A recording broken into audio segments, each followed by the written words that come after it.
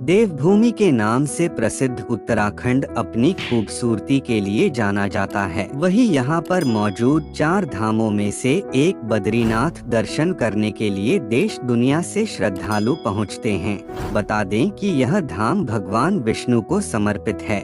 इस खूबसूरत जगह पर भगवान के दर्शन करने से शुभ फलों की प्राप्ति होती है। बद्रीनाथ धाम रहस्यों से भरा हुआ है। बद्रीनाथ धाम जहां माता लक्ष्मी ने लिया बद्री वृक्ष का रूप, जानिए बद्रीनाथ धाम से जुड़ी रोचक पौराणिक बातें। नर और नारायण पर्वत श्रृंखलाओं की गोद में अलकनंदा नदी के बाईं तरफ बसे आदि तीर्थ बद्रीनाथ धाम श्रद्धा व आस्था का अटूट केंद्र है। यह तीर्थ हिंदुओं के 4 प्रमुख धामों में से एक है। बद्रीनाथ मंदिर भगवान नारायण के वास के रूप में जाना जाने वाला बद्रीनाथ धाम आदि शंकराचार्य की कर्म स्थली रहा है। यह भी माना जाता है कि आदि गुरु शंकराचार्य ने 8वीं सदी में मंदिर का निर्माण करवाया था। यह पवित्र स्थल भगवान विष्णु के चौथे अवतार नर और नारायण की तपोभूमि है। इस धाम के बारे में कहावत है कि जो जाए बद्री वो न आए ओदरी, यानी जो व्यक्ति बद्रीनाथ के दर्शन कर लेता है उसे माता के गर्भ में दोबारा नहीं आना पड़ता। प्राणी जन्म और मृत्यु के चक्र से छूट जाता है। तपस्या के लिए शिव से मांगा यह स्थान। जब भगवान श्री विष्णु अपनी तपस्या के लिए उचित स्थान देखते देखते नीलकंठ पर्वत और अलकनंदा नदी के तट पर पहुँचे तो यह स्थान उनको अपने ध्यान योग के लिए बहुत पसंद आया। पर यह जगह तो पहले से ही शिवभूमि थी। तब विष्णु भगवान ने यहाँ छोटे बच्चे का रूप धारण किया और रोने लगे। उनके रोने की आवाज को सुनकर स्वयं माता पार्वती और शिवजी उस बालक के समक्ष उपस्थित हो गए और बालक से पूछा कि उसे क्या चाहिए। छोटे बालक ने ध्यान योग करने के लिए शिव से यह स्थान मांग लिया। भगवान विष्णु ने शिव पार्वती से रूप बदलकर जो स्थान प्राप्त किया वही पवित्र स्थल आज बद्री विशाल के नाम से प्रसिद्ध है। लक्ष्मी जी ने लिया बद्री वृक्ष का रूप। जिस समय भगवान विष्णु तपस्या में लीन थे तो अचानक बहुत हिमपात होने लगा। तपस्या में लीन श्रीहरि बर्फ से पूरी तरह ढकने लगे। उनकी इस दशा को देखकर माता लक्ष्मी ने वहीं पर एक विशालकाय बेर के वृक्ष का रूप धारण कर लिया और हिमपात को अपने ऊपर सहन करने लगी। माता लक्ष्मी भगवान विष्णु को धूप, वर्षा और हिमपात से बचाने के लिए कठोर तपस्या करने लगी। काफी वर्षों के बाद जब श्री विष्णु ने अपना तप पूर्ण किया तो देखा कि उनकी प्रिया लक्ष्मी जी तो पूरी तरह बर्फ से ढकी हुई हैं। तब श्री हरि ने माता लक्ष्मी के तप को देखकर कहा, हे देवी, तुमने मेरे बराबर ही तप किया है, इसलिए आज से इस स्थान पर मुझे तुम्हारे साथ ही पूजा जाएगा और तुमने मेरी रक्षा बद्री वृक्ष के रूप में की है। अतः आज से मुझे बद्री के नाथ यानी बद्रीनाथ के नाम से जाना जाएगा।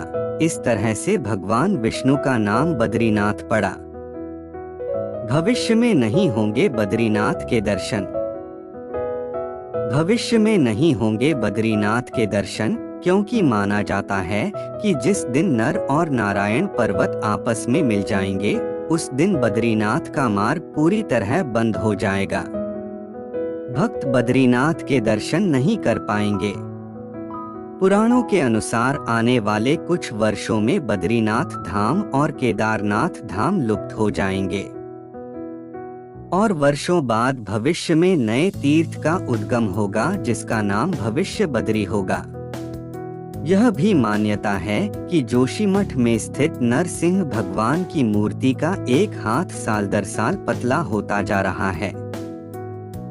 जिस दिन यह हाथ पूरी तरह लुप्त हो जाएगा उस दिन बद्री और केदारनाथ तीर्थ स्थल भी लुप्त होना प्रारंभ हो जाएंगे। बद्रीनाथ धाम में क्यों नहीं बजाया जाता शंख, जानिए इसके पीछे का रहस्य। हिंदू धर्म में शंख का नाद करना शुभ माना जाता है। किसी भी धार्मिक कार्य से लेकर छोटे छोटे शुभ अवसरों पर शंख का इस्तेमाल किया जाता है। माना जाता है कि शंख भगवान विष्णु को अति प्रिय है, लेकिन ऐसा क्यों है शंख को इस धाम में नहीं बजाया जाता? बद्रीनाथ में शंख न बजाने के पीछे दो पौराणिक कथाएं प्रचलित है। पहली कथा के अनुसार बद्रीनाथ धाम में स्थित तुलसी भवन में मां लक्ष्मी ध्यान मुद्रा में थी। तभी भगवान विष्णु ने शंखचूर्ण नाम के राक्षस का वध किया। भगवान विष्णु मां लक्ष्मी के ध्यान में किसी भी तरह का विघ्न नहीं चाहते थे, तो उन्होंने शंख का नाद नहीं किया। बता दे कि किसी भी तरह के युद्ध को जीतने के बाद शंख का नाद किया जाता है। मान्यता है कि इसी के कारण कभी भी बद्रीनाथ में शंख का नाद नहीं किया जाता। दूसरी पौराणिक कथा के अनुसार केदारनाथ में राक्षसों का काफी प्रकोप था। मनुष्य से लेकर ऋषि मुनियों तक को उन्होंने परेशान कर रखा था। ऐसे में अगस्त्य मुनि ने केदारनाथ में राक्षसों का वध करना आरंभ कर दिया।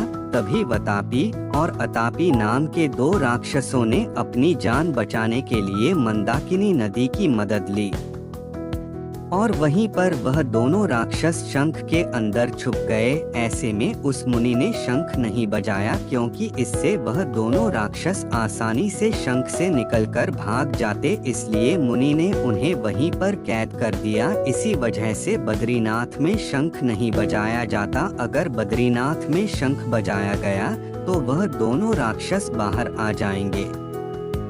ऐसी ही और मंदिरों के बारे में जानने के लिए हमारे चैनल को सब्सक्राइब करें और कमेंट शेयर लाइक करना मत भूलना। धन्यवाद।